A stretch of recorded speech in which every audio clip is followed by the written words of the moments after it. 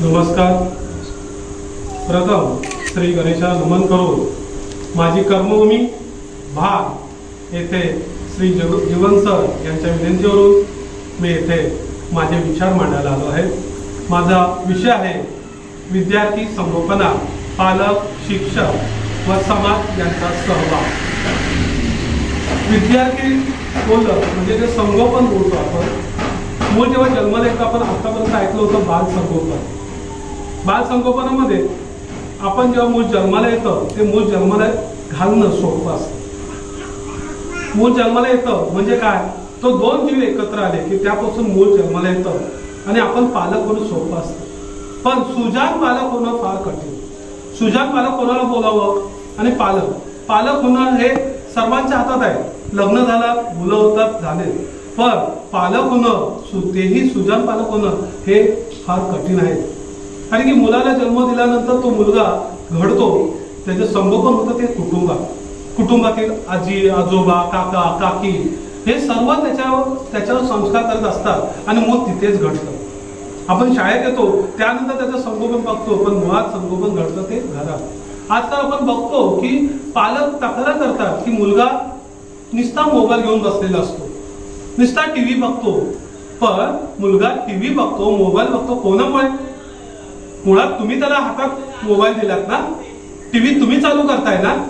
Mobile हातात देणं, मुलं आनंद होतो आपल्या. नाही, मुलगा माझा बघा कॉल करतो, व्हिडिओ बघतो, त्याच्यावर नाचतो. म्हणजे आपण त्याला काय देतोय ते आपण ठरवायचं असतं. मुलगा घडत नाही, मुलगा हा तुमचं अनुकरण करतो. बघा, ज्या कुटुंबात तो असतो, जे संस्कार असतात. आज भालगावामध्ये पहिल्यापासून बैठक असते, संस्कारचे वर्ग चालतात, मुलं तिथे जातात. त्या संस्कारामधून मुलांना कळतं की आपण मोठ्यांशी कसं बोलावं, कसं वागावं. हे संस्कारचे केंद्र तिथे दिले जातात. आणि त्यामुळं भालचा प्रत्येक घरात जो विद्यार्थी घडला गेला तो अतिशय संस्कारमय झालेला आहे. सहभाग जेव्हा तुला दिला जातो ना, तेव्हा देताना समाजाला देखील वाटलं म्हणजे हे शिक्षक करतायत, का आपण सहभाग देऊ नये, आणि ते हक्काने देतील. मी बोललो ना, माझे जेव्हा सर्व माणसं पकडण्याचा हात पकडला जात नाही, म्हणजे सांगायचं तात्पर्य काय, तो लीन होत होता. हा शिक्षक किती कडक असून दे, पालक किती कडक असून दे, पण पालकांना काय लागतं, जसा ते परमेश्वर आहे, हा जे श्री गणेश आहे, त्यांच्याकडे लीन होणं आपलं महत्वाचं काम आहे. मी तर स्वतःला शाळा समजलं, मला येतं सर्व, तो पकडला झाला. आणि तो मासा काय करायचा, त्या कोळ्याच्या पायाजवळ यायचा. म्हणजे थोडक्यात सांगत तात्पर्य की लीन होणं महत्वाचं. आज आपण मुलांना शाळेत पाठवतो तर त्या शिक्षकाला विषय ठेवणं महत्वाचं तुमचा. त्याने असा केला तर त्याने तसा केला तर हा जर विचार तुम्ही करत असाल तर घडणारच नाही. आज इंग्लिश मीडियम मध्ये टाकलं तर माझा मुलगा डॉक्टर बनेल, आणि मराठी टाकलं तर माझा मुलगा डॉक्टर बनणार नाही, अशी काय अवस्था आहे का?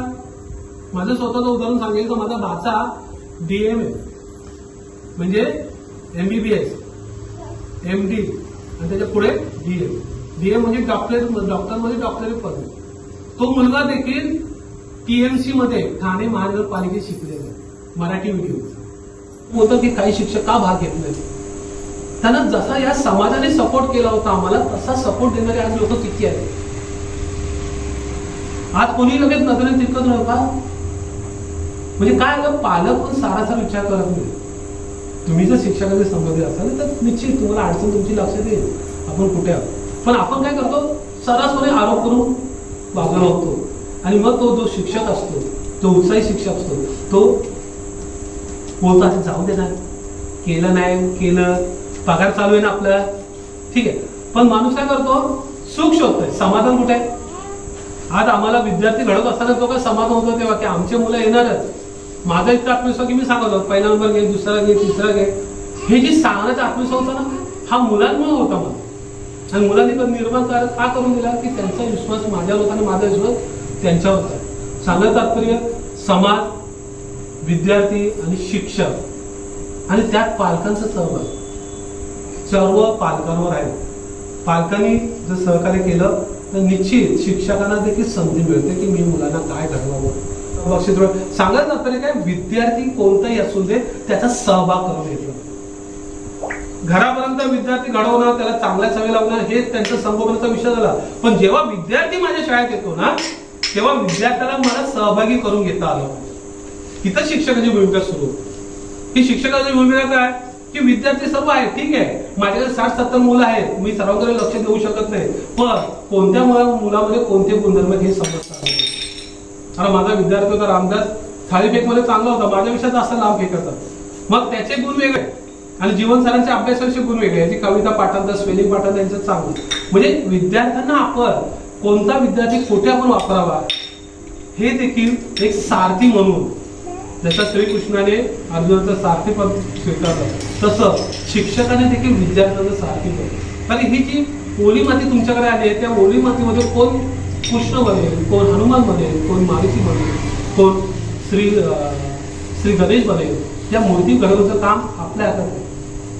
आणि त्या माती आहेत, ओल्या मात्या आहेत, त्यांच्यातलं हेरणं, त्याच्यात चांगले गुण हेरून ते कसं घडवलं गेलं पाहिजे हे शिक्षकाने ठरवलं पाहिजे. आपण देतोय त्याच्या पालक नीट घेतली पाहिजे, पालकांच्या लक्षात आणून दिलं पाहिजे की याचा हा विषय चांगला आहे, याचा हा विषय कच्चा आहे, त्याच्यावर तुम्ही लक्ष द्या. आता काय म्हणजे विचार करा की मुलांमध्ये जेव्हा आपण जिद्द निर्माण करतो ना, तर त्यांच्यामध्ये सकारात्मक दृष्टिकोन विकसित करणं फार महत्वाचं आहे, तरच त्यातून ते घडू शकतात. आता ही जी जाणीव करून घ्यायची, काम करायची भूमिका शिक्षकाची असली पाहिजे. आता तुम्ही फुलपाखरू पाहिजे, विद्यार्थी शाळेमध्ये असणं अपेक्षित. विद्यार्थी हा पालकांचा घटक झाला.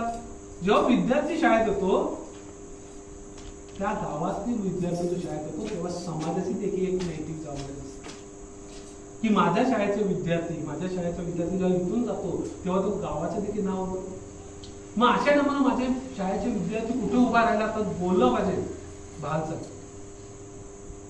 अशी जेव्हा मानसिकता माझी असेल ना, तेव्हा तो विद्यार्थी घडवण्याची जबाबदारी माझी असेल.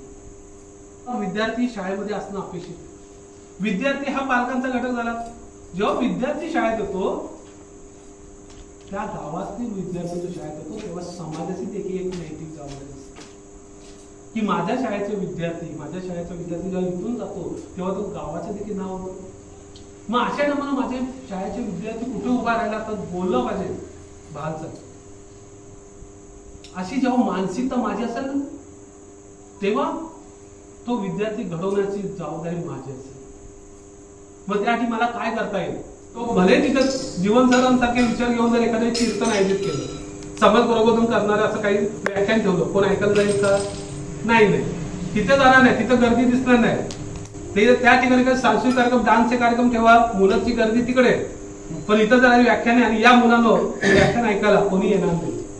म्हणजे मुळात काय आहे, समाजाला चांगलं काय आणि वाईट काय. आता ही जी चांगलं आणि वाईट ही गोष्ट आहे, समजायला बरेच वर्ष लागतात, त्यानंतर आपल्याला समजतं.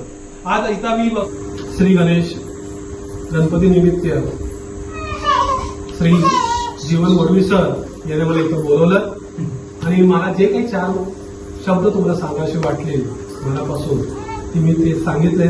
त्याबद्दल मी त्यांचे मनापासून धन्यवाद मानतो. आणि भालगावाला जीवन सर वडवीसारखे म्हणजे आमचे विद्यार्थ्यांनी आज ते शिक्षक, आदर्श शिक्षक आहेत, ते मिळाले. त्यांचा जास्तीत जास्त उपयोग या समाजाने आपल्या विकासासाठी करून घ्यावा अशी विनंती करून मी इथे थांबतो.